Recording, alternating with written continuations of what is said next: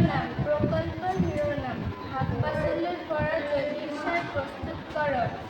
পাতনি আমি আমাৰ ঘৰত ব্যৱহাৰ কৰা শাক-পাচলিৰ বাকলি বা অৱশিষ্টখিনি য'তে ত'তে নেপেলাই এটা নিৰ্দিষ্ট ঠাইত গাঁত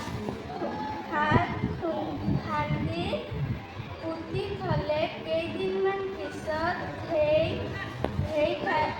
অৱশিষ্টখিনি অনুজীৱসমূহৰ ক্ৰিয়াৰ ফলত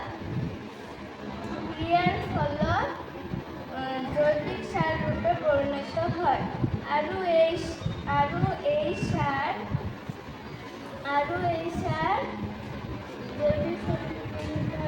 এই সাৰ খেতি পথাৰত দিলে ভাল উৎপাদন হয়।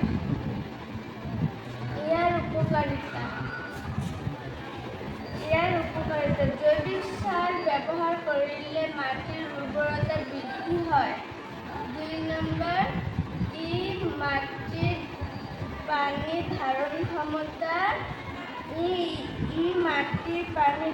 ক্ষমতা বৃদ্ধি কৰে।